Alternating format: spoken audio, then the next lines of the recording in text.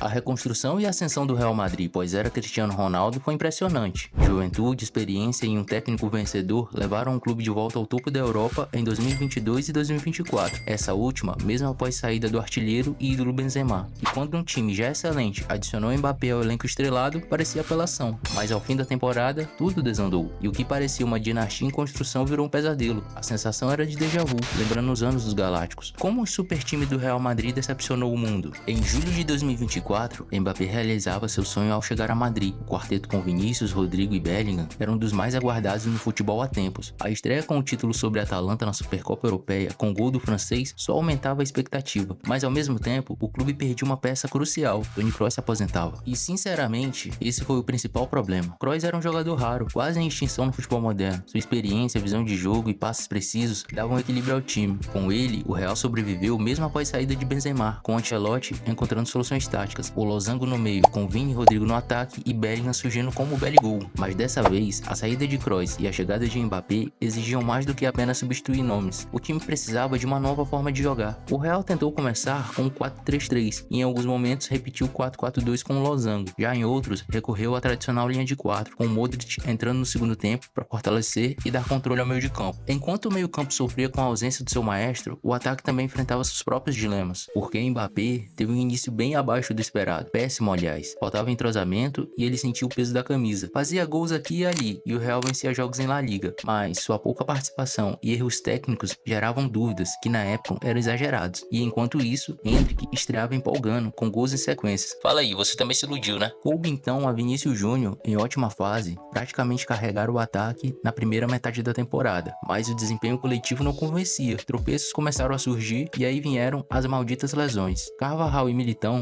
pilares defensivos, sofreram contusões graves que os tiraram da temporada. E no meio disso veio a primeira pancada, o El Clássico no Bernabéu. Era o momento ideal para o Madrid ganhar confiança, mas foi o contrário. Uma goleada de 4-0 para o rival em casa, Vini e Bellingham apagados e Mbappé com uma atuação vergonhosa, engolido pela linha de impedimento do Barça. A partir dali, a má fase se intensificou. Derrotas para o Milan e Liverpool quase o complicaram na Champions. O quarteto raramente jogava junto por conta de lesões, porém, mesmo com as turbulências, o time até conseguiu se classificar para os playoffs da Champions e no final do ano também conquistou o título mundial contra o Pachuca, mas o time seguia sem segurança. Em janeiro, muitos esperavam reforços, mas Florentino não agiu. O erro de não trazer um substituto para Kroos no início da temporada piorou quando ele ignorou os problemas defensivos. Ancelotti tem sua parcela de culpa, mas a linha defensiva do Real foi um desastre. As lesões constantes tiraram o Mendy de ritmo, obrigando Fran Garcia a ser titular. Rudiger e Asensio se viravam, e às vezes Tchouaméni era improvisado ali, mas a diferença de nível era gritante, lembrando que Alaba também se machucou. Mas o maior erro foi Lucas Vázquez na lateral. Desde a lesão de Carvajal, Vázquez virou solução improvisada, mas a verdade é que ele não tem intensidade na marcação. A ausência de Nacho, que havia deixado o clube no fim da temporada anterior, também pesou. Mesmo em fim de carreira, ele era um coringa na defesa, fazia de tudo e não teve reposição. Todos esses problemas culminaram em nova derrota para o Barcelona, dessa vez na final da Supercopa, novamente por goleada. O que o Baldé e o Rafinha fizeram naquele lado de Vázquez foi um absurdo, e o Real via seu rival se consolidar de vez na temporada.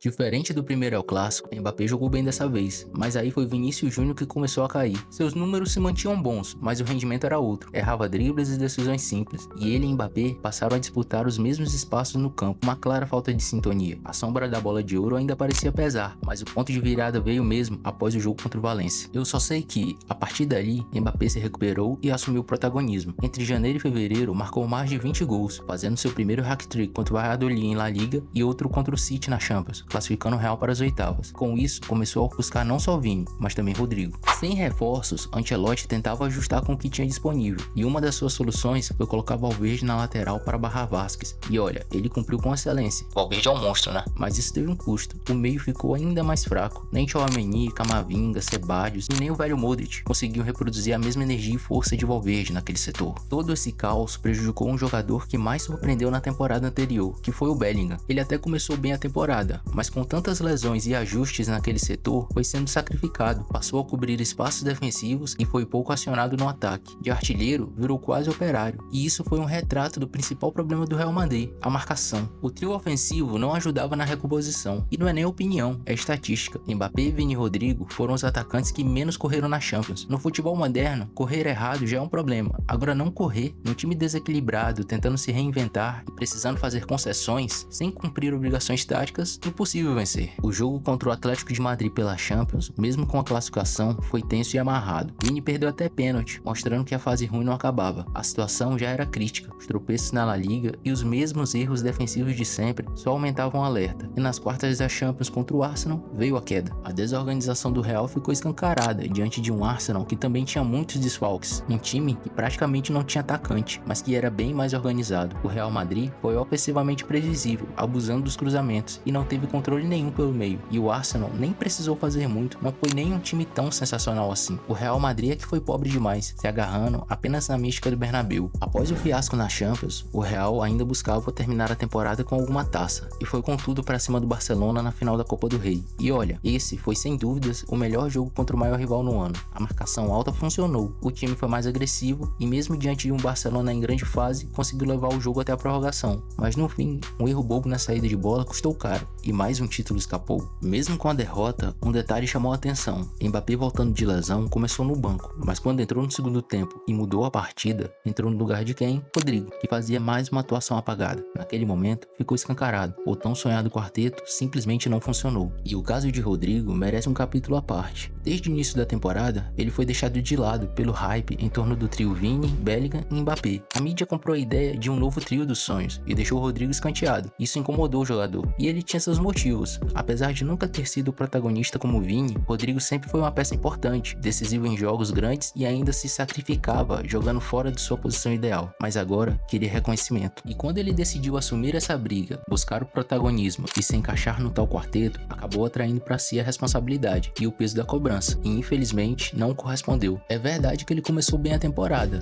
Enquanto Mbappé ainda se adaptava, Rodrigo era decisivo, fazendo gols, dando assistências e até provocando a imprensa com suas comemorações, como quem dizia, eu tô aqui. Em partidas em que o trio parecia perdido, era ele quem aparecia. Até janeiro, ele manteve uma certa regularidade e chegou a ser destaque no primeiro jogo contra o Atlético na Champions, onde até marcou. Mas quando a temporada afunilou, quando o Real mais precisava dele, Rodrigo sumiu. E não foi só uma má fase, ele desaparecia em campo. O time podia estar na corda bamba, mas você via Vini tentando, Mbappé lutando e Bellingham brigando. Rodrigo, por outro lado, parecia apático, desconectado. E talvez esse seja o grande problema. A falta de consistência fez ele nunca se consolidar como um jogador confiável, nem ofensivamente, nem taticamente. Até hoje, não ultrapassou a marca de 20 gols em uma temporada. Será que o fato de não jogar na sua posição preferida o atrapalha tanto assim? Pode ser, mas eu já vi ele brilhar tanto pela direita quanto centralizado, mas já vi atuações apagadas pela esquerda, a tal posição ideal. Essa dúvida acompanha o jogador desde que chegou ao Real. Desde sempre, se falava que ele e Vini disputavam o mesmo espaço, mas Vinícius explodiu, virou o melhor jogador do mundo e Rodrigo ficou no meio do caminho. Tem quem diga que ele é mais talentoso e versátil, e eu até concordo em parte nisso. Ele consegue ir bem em todas as posições no ataque, mas a pergunta é, em qual posição Rodrigo é o cara? Onde ele é decisivo? Com Vini não tem discussão, ele é mortal pela esquerda. Com Rodrigo, ainda falta essa resposta. E isso não é só um problema no Real, acontece também na seleção. Parece que essa indefinição começou a incomodá-lo de verdade, tanto que rumores sobre uma possível saída aumentaram. Clubes da Premier League e até o Bayern estariam interessados, e com a chegada de um novo técnico no Real, o futuro dele é ainda mais incerto. E o pior, a Copa do Rei nem foi o último fracasso do Real Madrid na temporada. O time ainda terminou como vice em La Liga e perdeu todos os confrontos contra o Barcelona, e levou mais de 60 gols na temporada, um desempenho parecido com o da temporada de reconstrução em 2019. Sem Champions, sem La Liga, sem Copa do Rei, passou em branco nos títulos importantes, uma temporada decepcionante. O fim da era Ancelotti foi evidente, e agora uma nova era está prestes a começar com Xabi Alonso, o ex-volante do Real, que fez história como técnico no Leverkusen. Promete reformular o time, trazer novos nomes e mudar a forma de jogar. Mas uma coisa já está clara, o futuro da equipe será construído ao redor de Vinícius Júnior e Mbappé, e nesse novo ciclo talvez não haja espaço para Rodrigo. O quarteto, ao que tudo indica, está com os dias contados. O Real Madrid tinha tudo para fazer história, mas más escolhas desde o início da temporada, a insistência em um quarteto que não se encaixava e a falta de urgência para mudar o rumo fizeram o clube viver uma das suas temporadas mais decepcionantes nos últimos anos. Foi um lembrete duro, nomes não vencem sozinhos, a ausência de equilíbrio, o excesso de lesões e principalmente a falta de uma identidade clara acabaram pesando mais do que qualquer estrela no elenco. E agora fica a grande dúvida, o que fazer com esse quarteto? Vale a pena continuar insistindo ou é hora de repensar tudo antes que o Real reviva os erros da Era Galáctica? Com a chegada de Xabi Alonso, uma nova era vai começar, e mesmo na temporada para esquecer, uma coisa nunca muda: nunca subestime o rei da Europa. E você, acha que quais foram os principais erros do Real Madrid nessa temporada? Concorda ou discorda do que eu falei? Se curtiu, já deixa o like, se inscreve no canal para não perder os próximos conteúdos. Saúde do Dre, tamo junto e até a próxima.